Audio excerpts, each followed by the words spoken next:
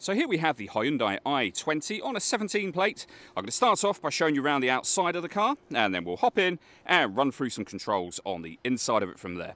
From the outside though, you can see it's a 5-door car with alloy wheels and tinted windows.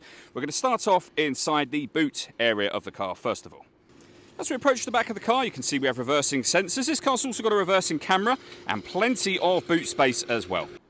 Okay, so we're just going to work our way back around to the front of the car, and then we'll hop in and run through some controls on the inside. But now that we've done a full circle of it, you can see it's in lovely condition the whole way round. Just briefly before we climb in, I think it's well worth seeing the interior from this exterior point of view. There's plenty to run through on the dashboard, so let's hop in and we'll do that now. Okay, now that we're inside the car, we're going to start with the dials. Over on the left-hand side, we have the rev counter and coolant temperature gauge. On the right-hand side, the speedometer and fuel gauge. In the middle, you can then see, firstly, at the very bottom, the total miles for this car. They are 17,240. Above that, we have a trip computer. You can change information displayed here. So, for example, a digital readout for the speedometer, as well as various other bits of driving data and other menus available as well. And in the top left-hand corner of that section, it will show you what gear this car is in. It's an automatic, so of course, we're in park at the moment.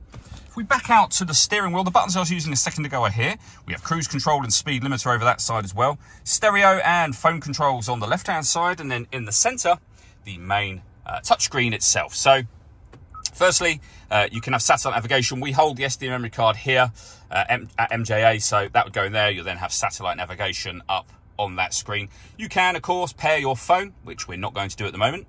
You can access your radio. This car's got AM, FM, and DAB radio available. And if you hit media, you'll be able to listen to your own music as well. So you can connect up an auxiliary device, a USB device. You can also stream your music wirelessly via Bluetooth audio. So loads of ways to listen to your music. And I mentioned the full color reversing camera. You can see that just there. Working our way down, we then have the climate control. So you can adjust the temperature, the fan speed, and the direction you'd like the air to be distributed in. When you're happy with those settings, you can turn your air conditioning on. Same button to turn it off again, of course, or hit auto.